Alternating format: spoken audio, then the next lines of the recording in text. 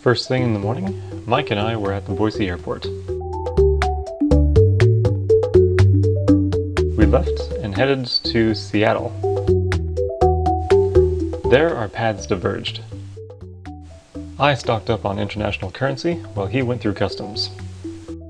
Mike flew to Washington, D.C. before heading straight to Brussels. I, on the other hand, went to Iceland. An 8-hour layover in the Keflavik airport gave me plenty of time to explore. Unfortunately, my plane landed at midnight. Alright, well, here in Reykjanesbær, Iceland. Got off the plane about an hour and a half ago. Just had to get down here to the coast, so it's super dark. I'm sorry, you probably won't be able to see it. But I'll hit it back up on the way back to Idaho. But I'll see what I can get for you right now. Yeah, it's impossibly dark, but off in the distance we can see Reykjavik, the city lights across the bay. I'll try and get some downtown for you.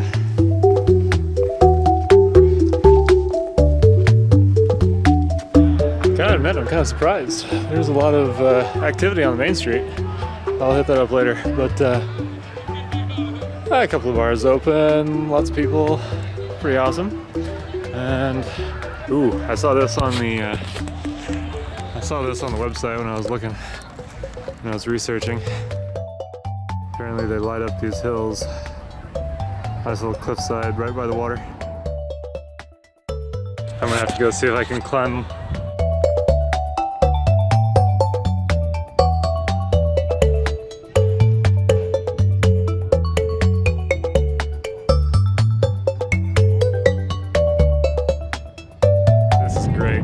If you can hear it.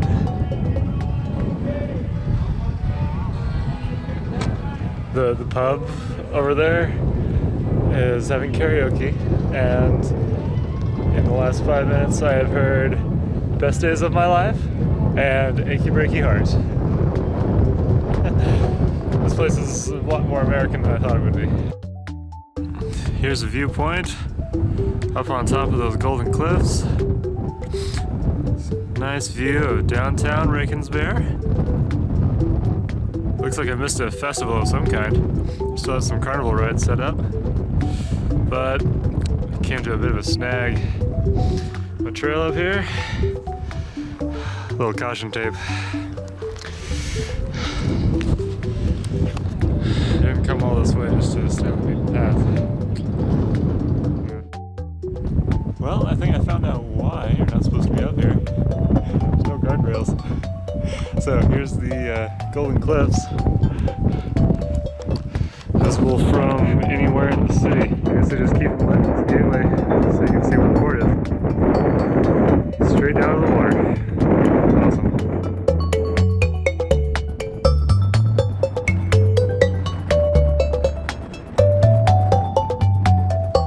I gotta say, this lamb crepe is pretty awesome. I haven't eaten since Pop-Tarts this morning back in Boise, and this was much needed. So that was awesome. Picked it up from a little vendor at the festival. Apparently the Festival of Lights was tonight, and I missed it by 2 hours. So that was close. Well, maybe next year. But I think that's going to be about it for my little journal, my video journal here in my first stop in Reykjanesbær, Iceland. So I'm going to head back to the airport and get ready for another long flight straight into Brussels. So next one will be daytime and big city.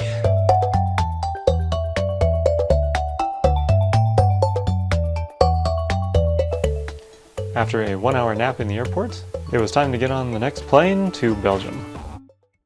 There I met up with Mike, who arrived the day before, and Lizette, who was now living there.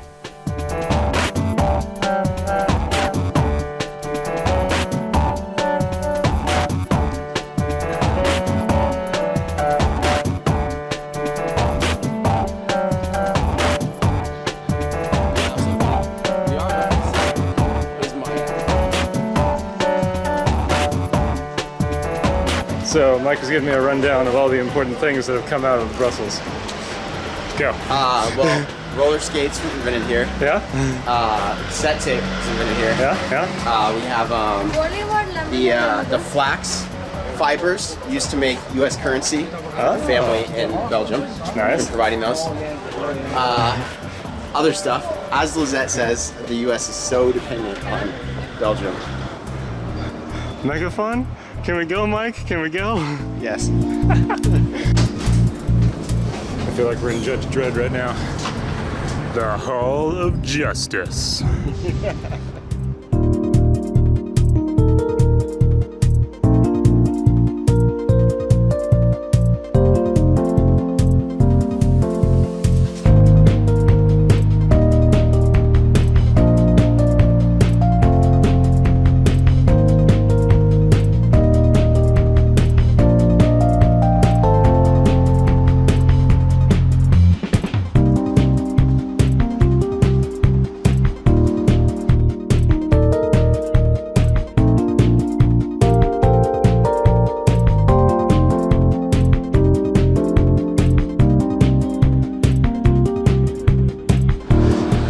Truth.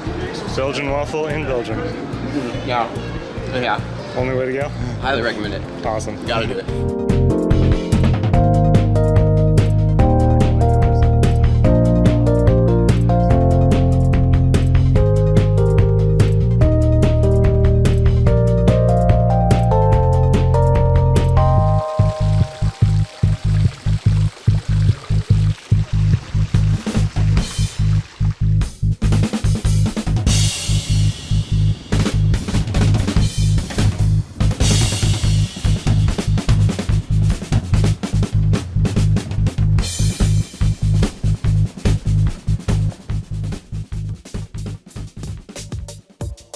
Jaredon and Kelsey flew in the next morning. We met up with them and toured the city once again.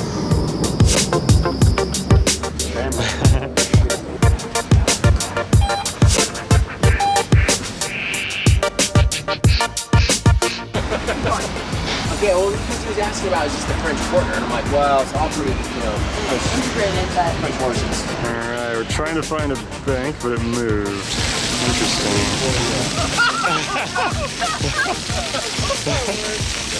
Oh, yeah!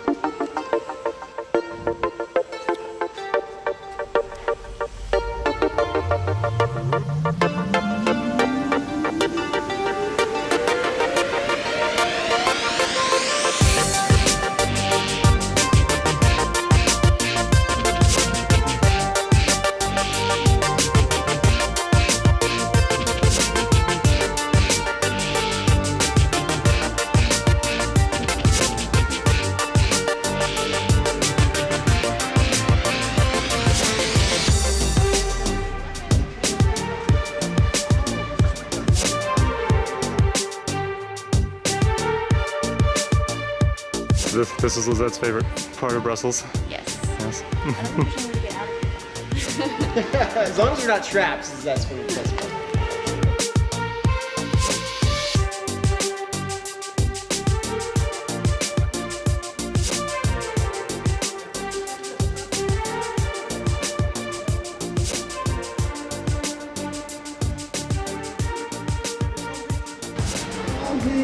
I love you more. I sign up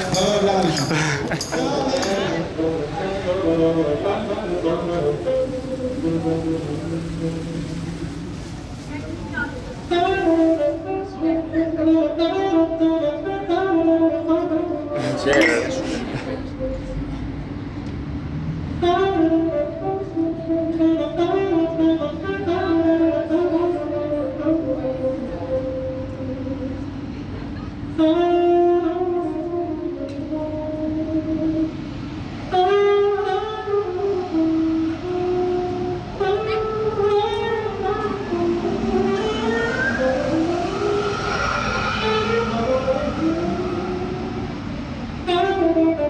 The next day, Mike and I went back to the airport.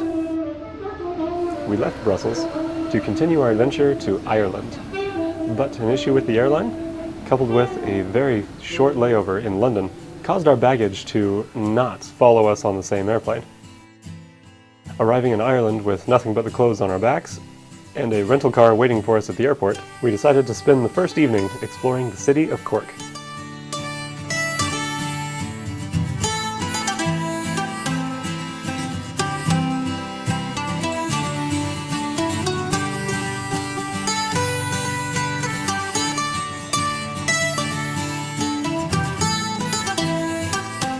Still without our bags, we decided to start our road trip to the west.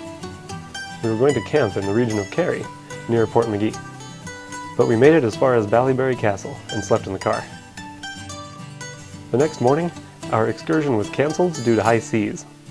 But when the sun rose, we woke up to this.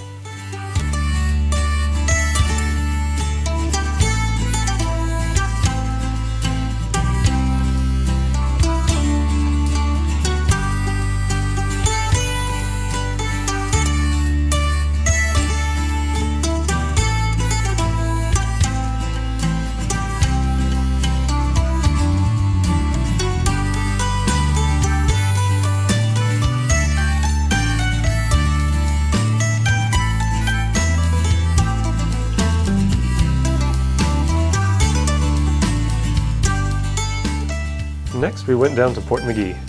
There we walked around the docks, checked out the visitor center, and got some local flavor. And coffee. Lots and lots of coffee. Then we decided to head back to Cork to see if we could be reunited with our luggage.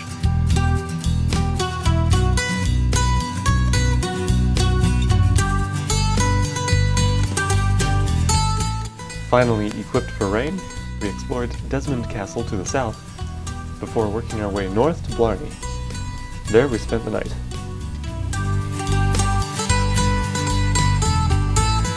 The next morning was Thursday. We slept in and only had time for a hearty breakfast before I had to go back to the airport and say goodbye to Ireland.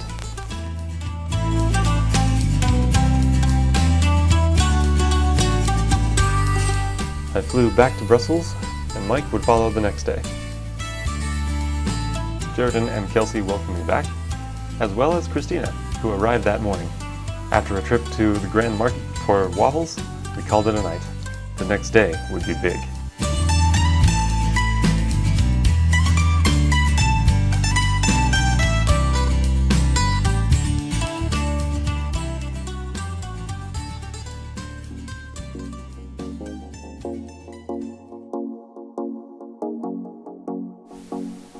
Friday morning, we packed up, found our rental car, and began the mother of all road trips. We passed through Luxembourg and France before arriving in Lessigens, Switzerland, a small village on the edge of Lake Thun. There we would find some hiking trails, swim in the lake, and climb mountains.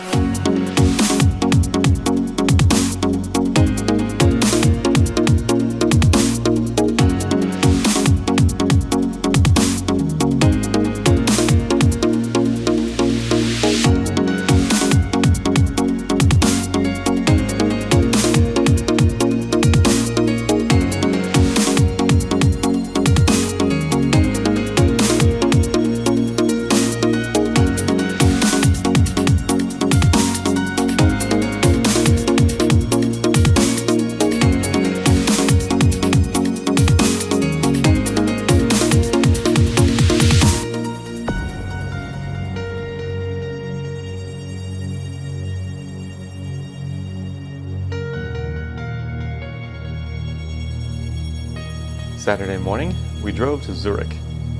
Mike flew from Brussels to catch up to us. After picking him up at the airport, we returned to Interlaken to explore the city.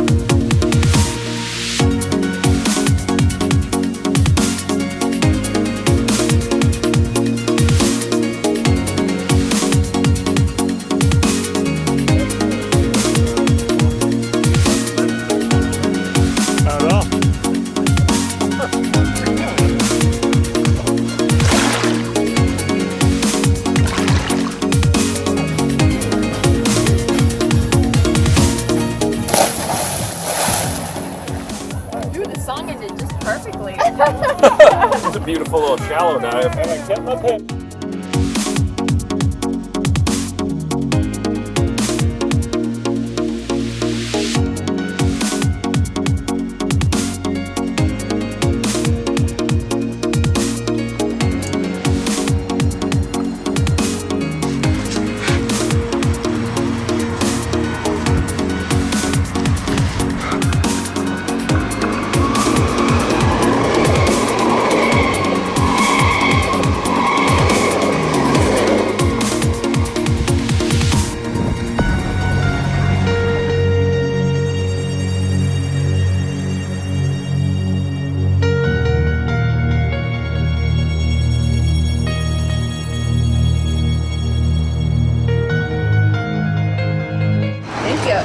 Thank you.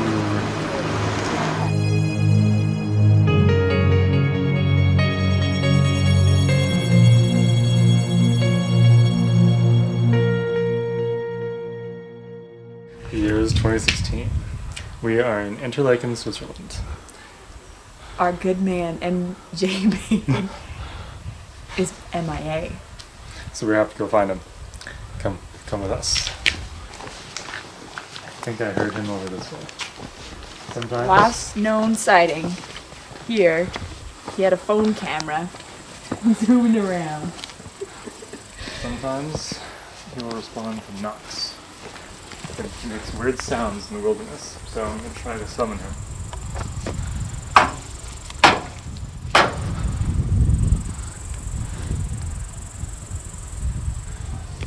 I didn't hear anything, but maybe he went this way. I would try an animal imitation. He's quite fond of the dairy cow. The dairy cow. Oh.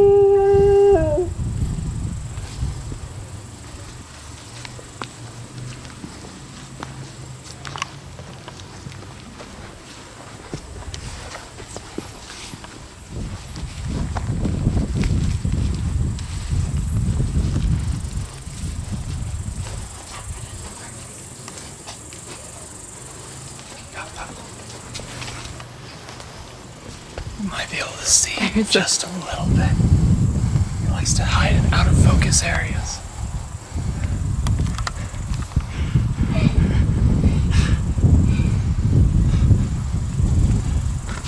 I think we can sneak up on him around the front. Stay low.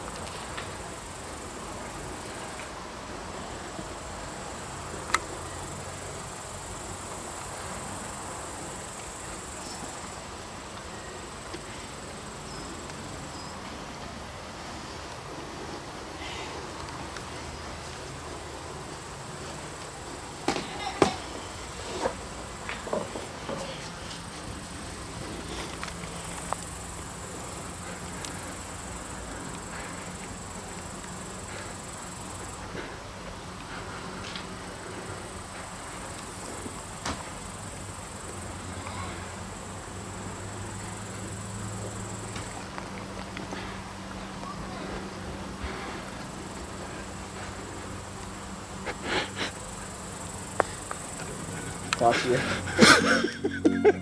Dang.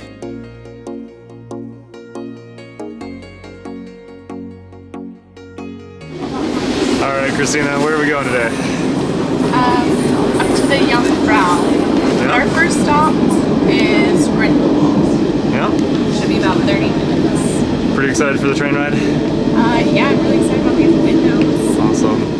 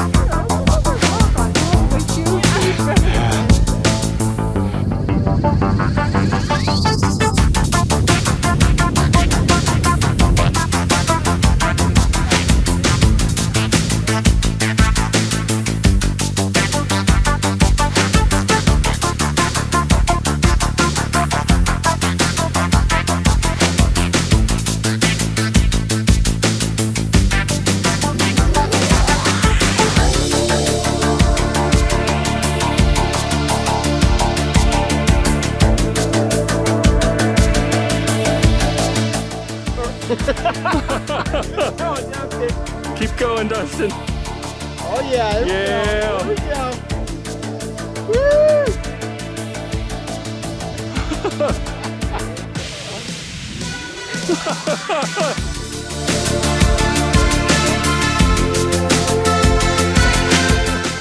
All right. Saddle up, buddy.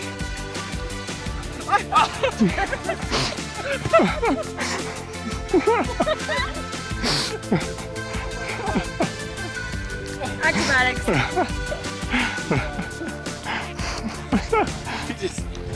I need to pull you.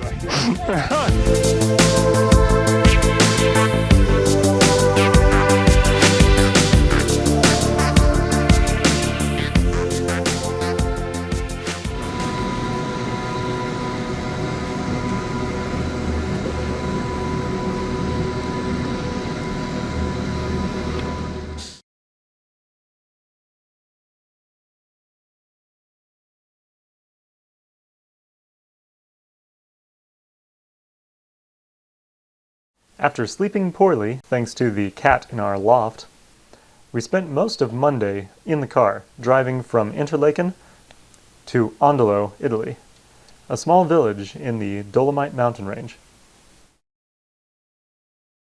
Having replenished our need for pizza and sleep, we spent Tuesday in the mountains, around the neighboring village of Molveno. Once there was a sad and desperate son of a king. He had everything you can imagine, but he still had just one cherished wish. He wanted to travel to the moon. The people on Earth, of course, couldn't fulfill his dream, and so the prince was deeply unhappy. One night he got lost in the wood. Suddenly he heard some voices, so he followed them, and finally he found two little old men in a shiny metal box.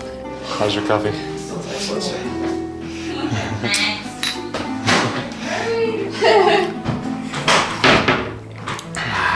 Very, very good. Awesome.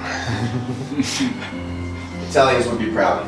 I'm strangely proud of this coffee myself. The old bearded men proclaimed to come from the moon, so the prince begged them to take him to the moon, too, and after a while they agreed. Once arrived on the moon, the prince was happier than ever, and immediately he fell in love with the gorgeous daughter of the Moon King. The Moon Princess was so delighted by the brilliant red rhododendrons which the prince brought as a gift that she immediately fell in love too.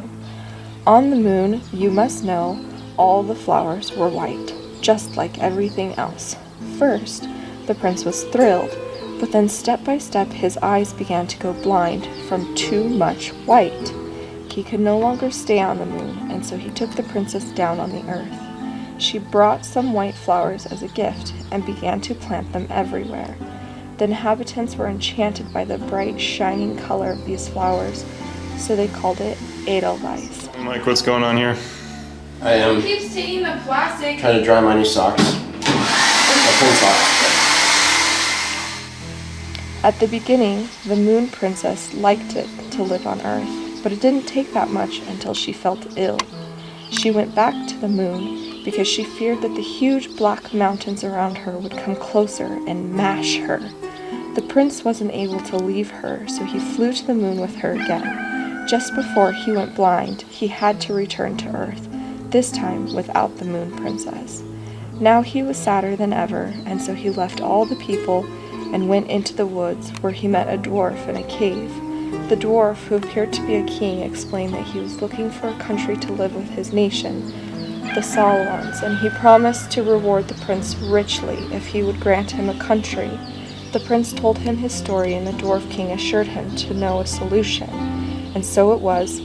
One night, all Solons climbed the Black Mountains and began to spin the moon. They plucked little shining threads of the moon and wrapped them around the whole mountain until it began to glow white. This made it possible to the Moon Princess to come back to Earth, and the two lived happily ever after, and the Dolomites, the Pale Mountains, kept their white color to this day. Here we go.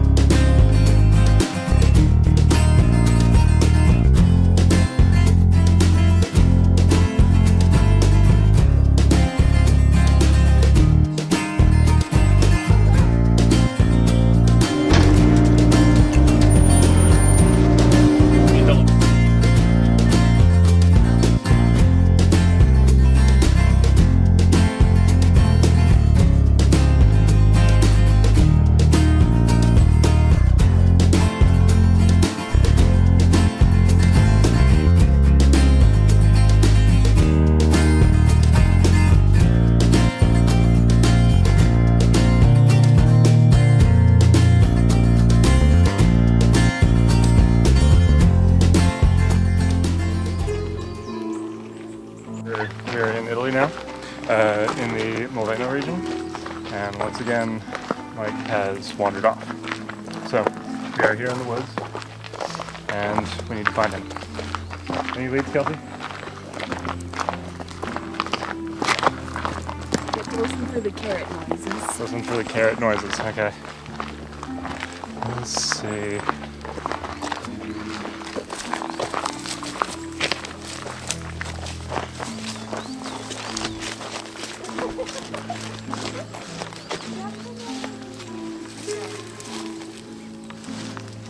He might be up that way.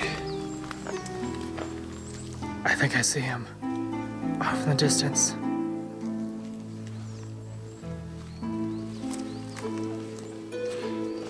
Kelsey has carrots. We can lure him out. Ooh. Okay. We'll try it. Kelsey, we can lure him out with carrots.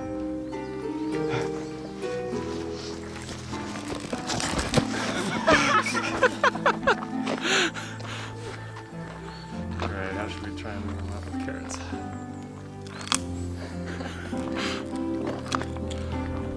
Oh, it worked, it worked. It came out.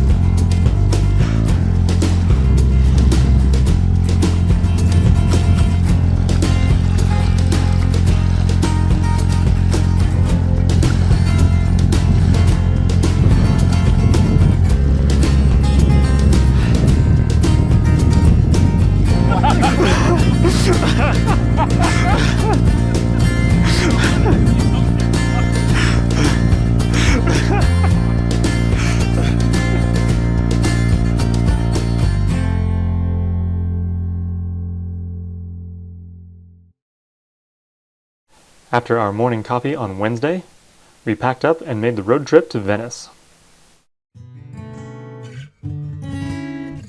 Our bed and breakfast was on the mainland, but we weren't there long. After checking in, we immediately jumped on a bus and headed for the lagoon.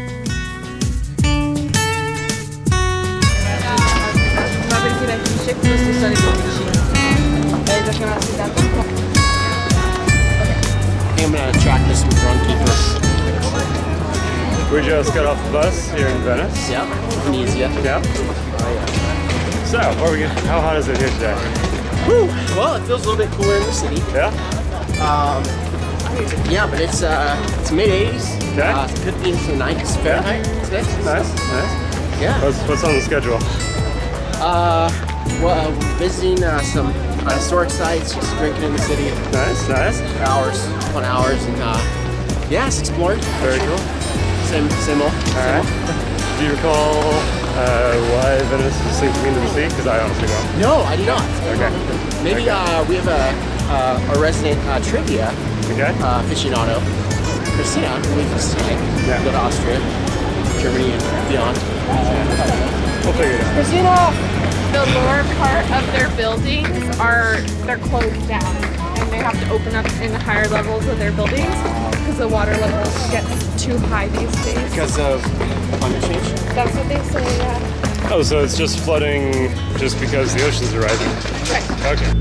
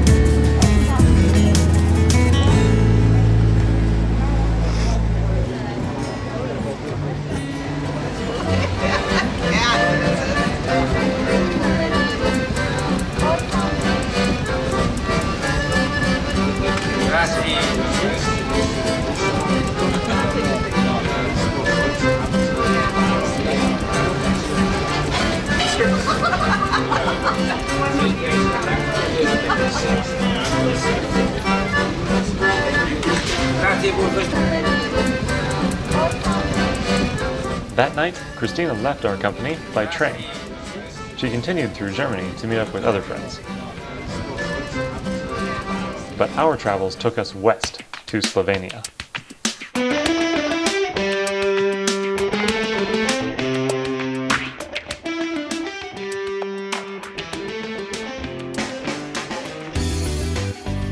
So, where are we at now? Welcome to Spud Lake, Slovenia.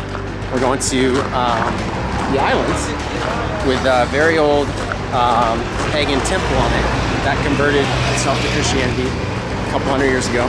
Awesome. And yeah, we're gonna try to rent kayaks or canoes down here. Get a couple hours before the closes down. So yeah, set to be a pretty fun night. Awesome. My fearless hanky. Feel kind of like the wind's against us. That's okay. Oh yeah. We're heading to that island with the church. And we started walking over there where we were real close, and now we're probably as far as we can get. Yep. So, thumbs up, thumbs up. I don't think you want to sit in front of me. Yeah!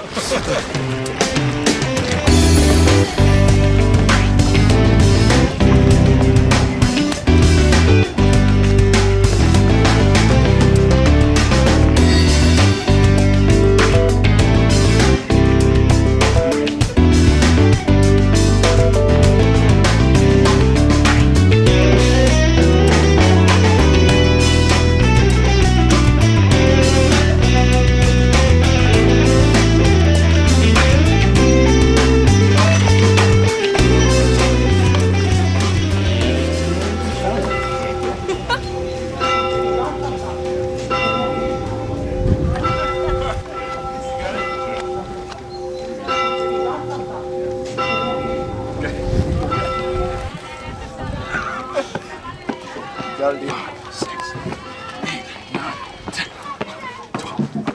Yeah. Yeah, buddy. Come on, come on. This is bridal training. We both want to have our future potential weddings here. That's what you have to do if you get married on this island. Yeah, almost there. Come on, come on, come on, come on, come on. Come on, come on, come on. Come on, you're so close, you're so close. So close. Dude, you're there. You're pretty much there. Come on, come on, come on, breathe. Come on. Come on, come on, come on. So close, almost 99, dude. Come on, come on, come on, come on. Yes! Yes! Spike it!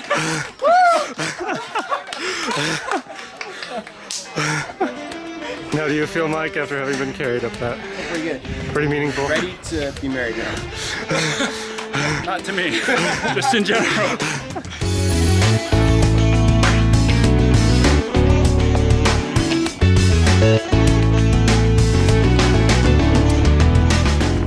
After spending the night in Bled, we once again hit the road. Friday would be spent mostly in the car, as we returned back to Brussels by way of Austria and Germany. We did, however, make a pit stop in Hausa, Germany, to stretch our legs in the mysterious Black Forest.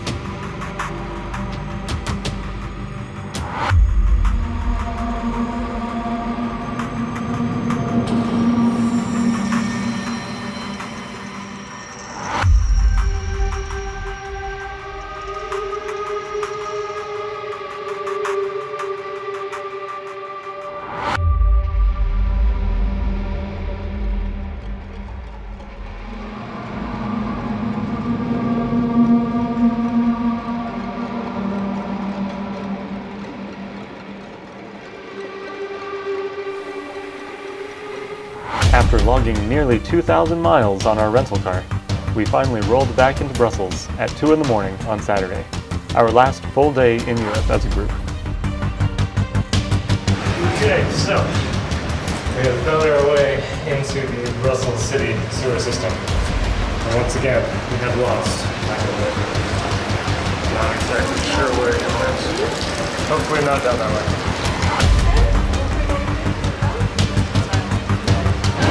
Last known sighting is somewhere on the middle ground lane.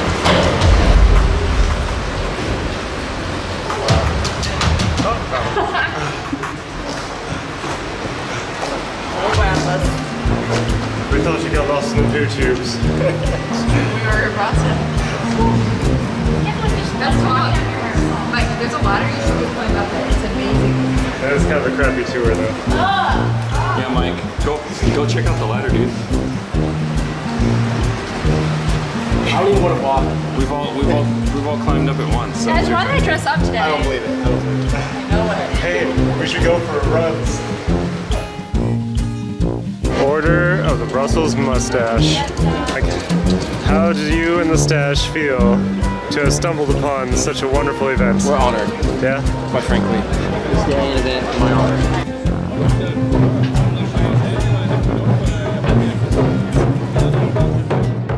So, just to clarify, it is Heritage Day in the Grand Park, not just Mustache Day. So, lots going on here.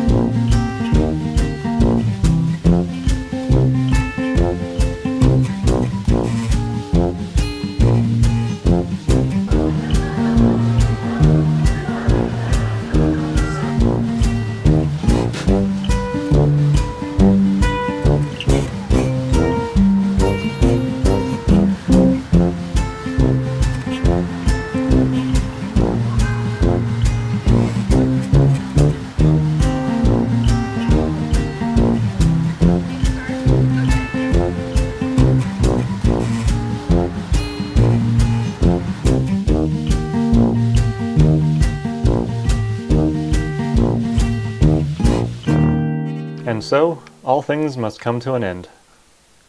Sunday, I packed up for my flight back home. The first leg got me back to Iceland. With another long layover, I decided to rent a car and explore.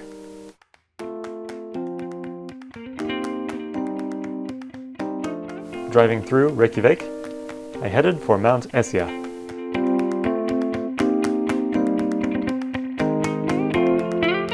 Well, hello there! Once again, we find ourselves in a rental car. Just landed about an hour ago in Reykjavik, in Keflavik, Iceland again. This time, as you can see, is daytime, so we actually get to enjoy the time that we have here out in the sunlight. So, a little bit overcast today, and its temperature is about 10 degrees centigrade. Right now I'm driving by the big bay on the way to Reykjavik. Soon we'll find ourselves on the trail to Mount Esja, I hope.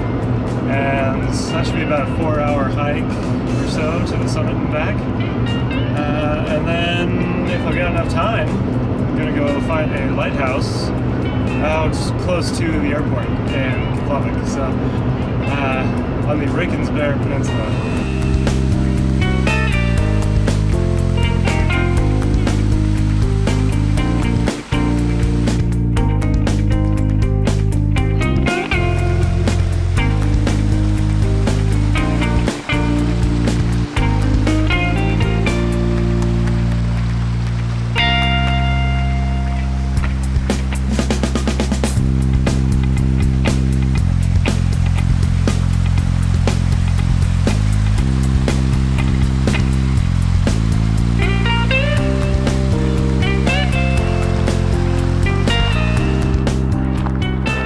We are on the trail around Mount Estra. I think that's it right there.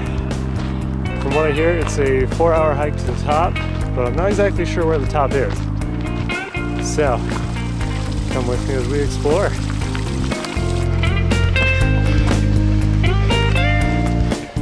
Where you add a rock to the pile. So,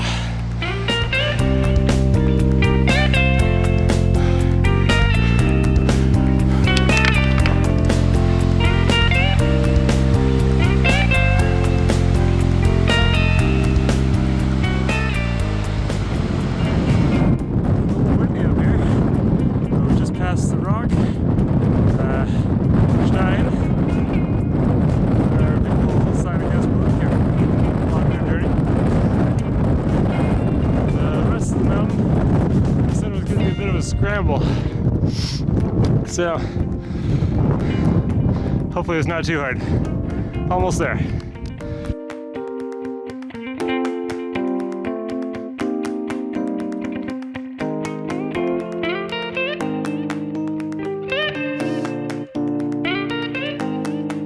I don't mess around.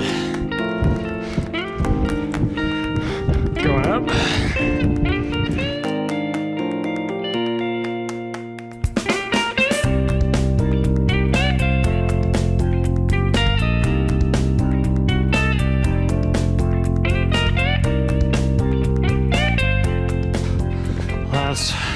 Switch back.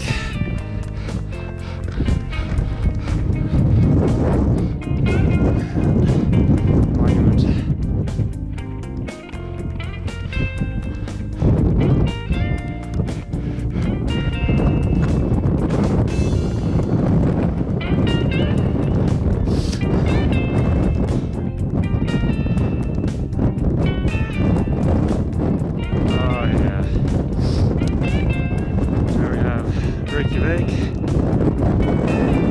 Way on the far side of the bay, Keflavik Airport, where I came from. Down there by the road is where I parked.